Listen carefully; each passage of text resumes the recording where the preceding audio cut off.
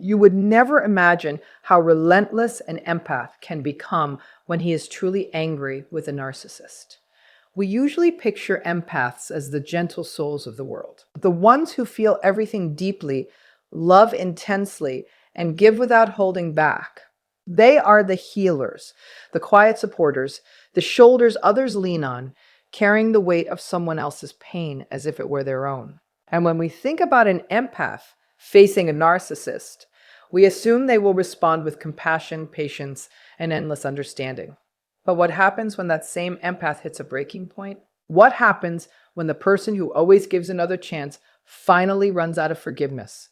What happens when the one who never explodes decides they have endured enough? What happens when the softest heart hardens and the gentlest soul grows distant?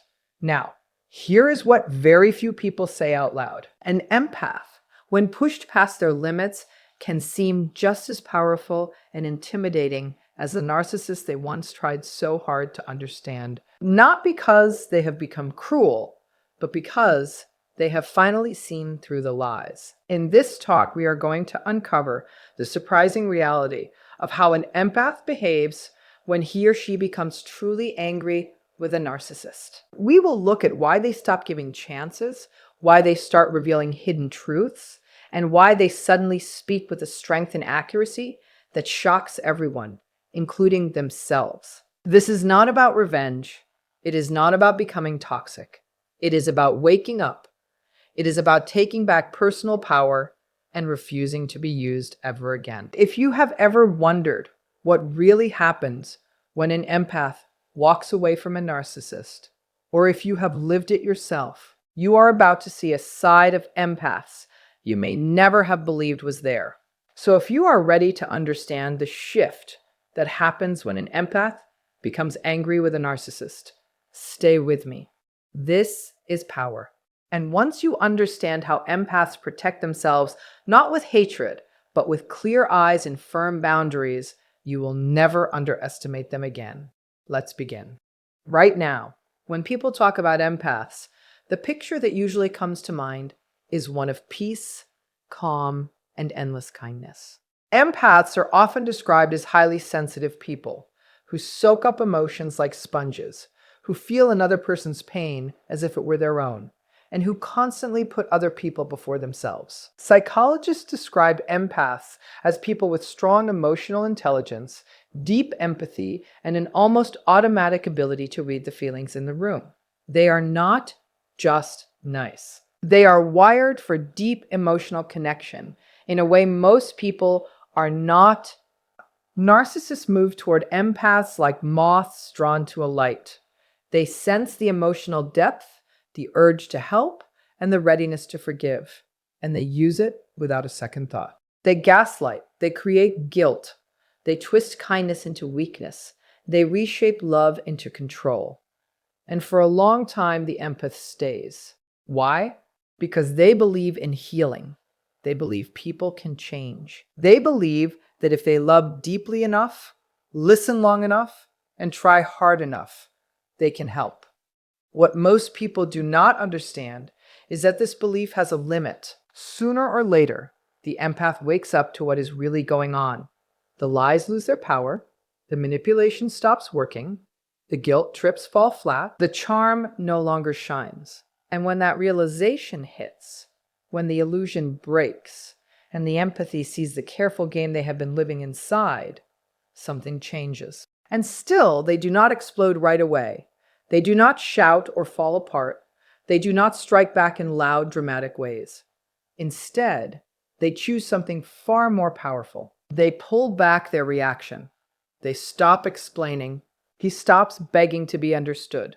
And that quiet pulling away, that emotional calm, that refusal to keep playing is where the real impact begins for the narcissist. Narcissists survive on attention. Even negative attention keeps them going. But indifference, real emotional distance, is like taking away their air.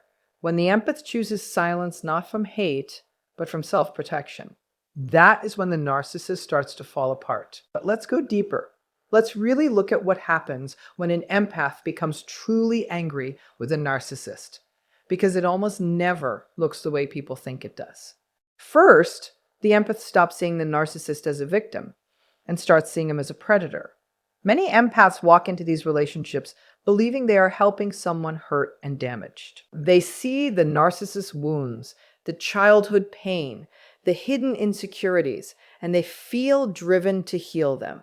Psychologists call this the rescuer complex. It is very common among empaths who grew up in unstable or unhealthy homes, where caretaking other people was how they survived. They convinced themselves that enough love, enough patience, enough understanding can save the person they care about. But eventually, a breaking point comes. A moment when the fog lifts. The empath realizes that the person they thought was just a wounded child seeking healing is actually a calculated manipulator who treats empathy not as a gift, but as a tool to use. And when that truth lands, something shifts inside. The empath no longer sees someone to fix. He sees someone who again and again chose harm over growth. Second, the empath stops feeding the narcissist's ego. And that is what scares the narcissist most. A narcissist's main weapon is the ability to pull emotional supply from others through praise, attention, reassurance, or even constant arguments. They feed on reactions. They need proof that they still have emotional power. But when the empath reaches real anger, not screaming anger, but clear and awakened anger, he stops explaining himself. He stops defending his choices. He stops justifying his feelings. He pulls away completely. This is not cruelty. This is boundaries at their strongest. No more long talks going in circles. No more saying sorry to keep the peace. No more trying to fix what was never truly shared in the first place. And for the narcissist, this emptiness is unbearable because what they fear more than being criticized is being ignored. Being unseen feels worse than being attacked. To them, being irrelevant feels more painful than being confronted. And now the empath has done the one thing the narcissist never thought would happen. He has stopped giving them supply. Third, the empath starts telling the truth calmly and clearly. Once awake, the empath no longer feels any need to protect the narcissist image. He understands that his silence helped keep the pattern going. So now he speaks, not with rage, not with a plan to get even, but with honesty. He shares his story not to ruin someone, but to protect himself and others. He warns people. He talks about the red flags, the behavior patterns, the subtle mind games that kept him trapped for so long. And this is where what people call the empath's cruelty, though it is not evil, begins to show. Unlike the narcissist, the empath fully understands how the narcissist works. He watched it up close. He survived it. He felt it in his body and in his mind. And now he uses that knowledge to slowly take apart the narcissist's carefully built image, one truth at a time. Fourth, the empath refuses to play the narcissist's games, even when the narcissist is clearly trying to provoke him. Narcissists cannot handle losing control. So when the empath pulls away, they often come back with hoovering tactics, sudden apologies, big promises, grand gestures, emotional emergencies, dramatic claims of change. But the awakened empath sees right through it. He recognizes the loop. He understands the pattern. He knows the regret is fake. And instead of walking back into the trap, he walks away again, this time with no hesitation and no confusion. Psychologists point out that this stage is a key turning point in the empath's growth. It marks the shift from victim to survivor, from fog to focus, from emotional dependence to full emotional distance. And that change is not just uncomfortable for the narcissist, it is devastating. Fifth, the empath starts revealing the narcissist's secrets, not out of spite, but out of need. One of the most misunderstood parts of the empath-narcissist bond is secrecy. Narcissists do their best work in the dark. They depend on keeping a polished outside image built on charm, half-truths, and filtered stories. But once the empath wakes up, he stops guarding that mask. He speaks openly, not to destroy someone's life, but to keep others from falling into the same pattern. He points out the lies, the double standards, the mind tricks. He brings into the open what the narcissist worked nonstop to hide. To people watching from the outside, this may look harsh, but therapists describe it differently, as an act of protection. The empath is not simply hitting back. He is making sure others do not go through the same pain he went through. Sixth, the empath sets boundaries so strong that the narcissist cannot find a way back in. Boundaries are a narcissist's biggest threat. And when the empath not only learns to set them, but also to protect them without backing down, it shakes the narcissist's whole sense of power. The empath stops picking up the phone, stops answering messages, stops explaining himself, stops letting the past be rewritten or reality be twisted. From the outside, this can look cold, even harsh. In truth, it is the healthiest form of self-protection. It is the empath choosing peace over chaos, honesty over illusion, and freedom over control. Seventh, the empath stops carrying the other person's emotional weight, and that changes everything.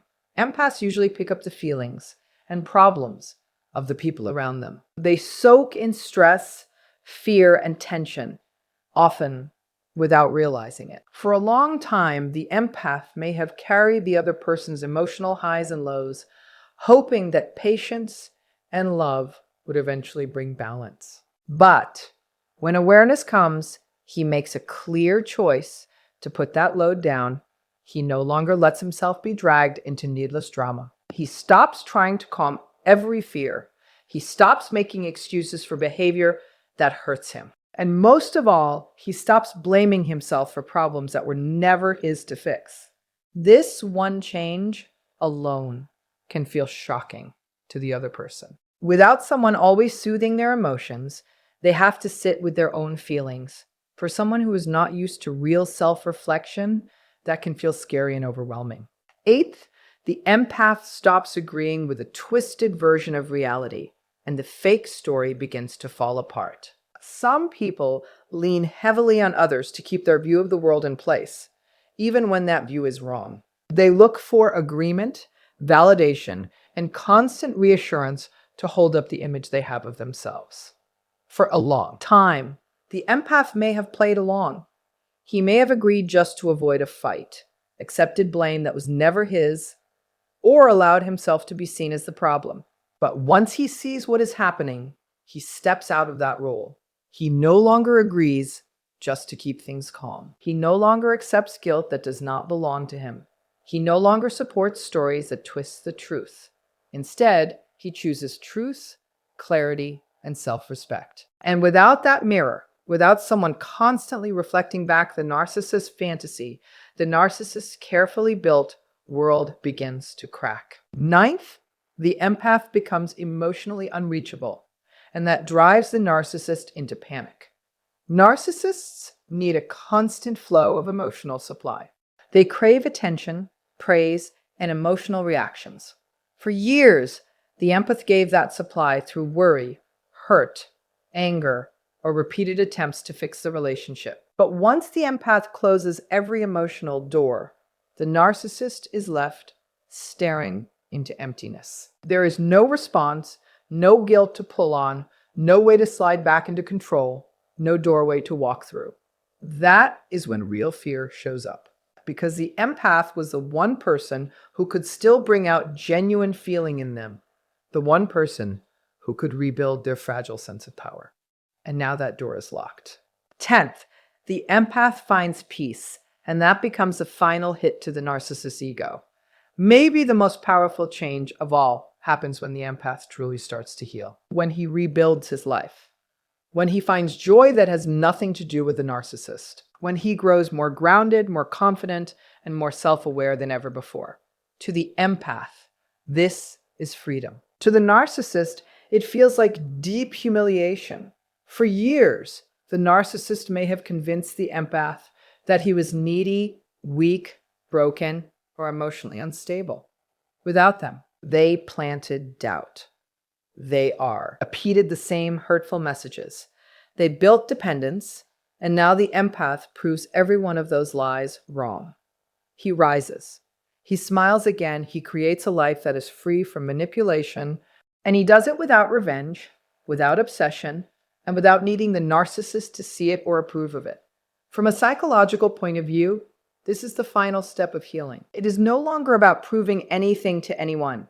It is about taking back independence, restoring self-worth, and choosing calm over pain. For the narcissist, watching this change feels like their darkest fear coming true, because it shows them what they never wanted to face. They were never the real center of the empath's world. They were never loved in the way they imagined, and their power was never as total as they believed. Now the empath is gone, not just physically, but mentally and emotionally. He no longer carries their insults. He no longer reacts to their triggers. He no longer gives them space in his mind. And that is the ultimate freedom.